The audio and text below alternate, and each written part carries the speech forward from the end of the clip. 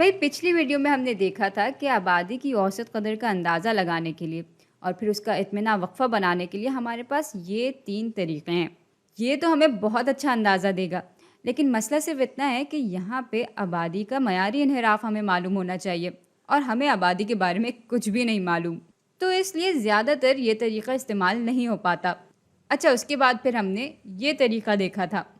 यहाँ पर हमने नमूने का ही मयारी इन्हिराफ ले लिया, यानी सैम्पल स्टैंडर्ड डिविएशन ले लिया। लेकिन फिर मैंने आपसे कहा था कि भाई ये तरीका हमें ज़्यादा अच्छा अंदाज़ा नहीं देता, इसलिए मैंने इसको खुद ही काट दिया था और फिर हम आए थे अपने आखिरी तरीके पे। और भाई यहाँ पर भी हम नमूने का मयारी इन्हिराफ ही इस्तेमाल कर रहे थे, लेकिन फ़र्क इतना था कि हम जी के बजाय टी की क्रिटिकल वैल्यू, टी की अहम कदर ले रहे थे।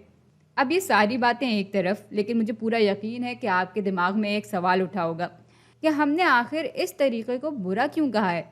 तो भाई अपनी बात को साबित करने के लिए मैं एक सिमुलेशन का सहारा लूँगी।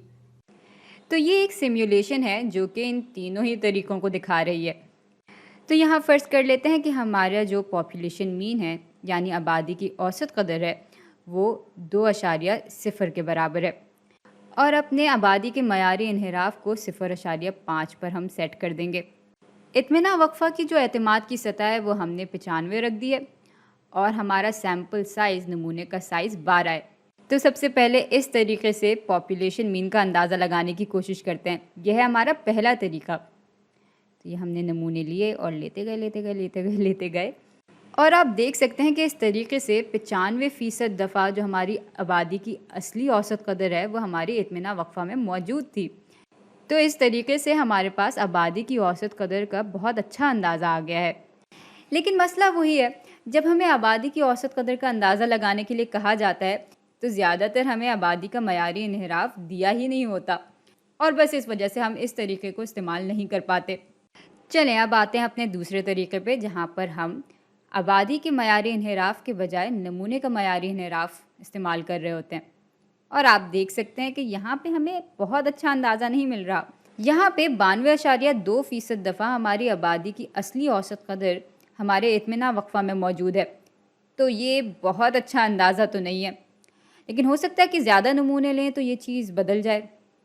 चलें और नमूने लेते हैं, लेकिन आप देख सकते हैं कि इतने सारे नमूने लेने के बावजूद ये 92% ही रहा।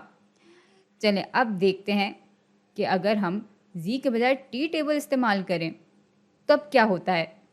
और भाई हमने जैसे ही बटन दबाया ये 92 के बजाय 95.4% हो गया। तो ये तरीका हमें करीब करीब उतना ही अच्छा अंदाज़ा दे रहा था जितना कि पहला तरीका हमें दे रहा था। तो भाई इसलिए यहाँ पर जी के बजाय हम टी टेबल इस्तेमाल करते हैं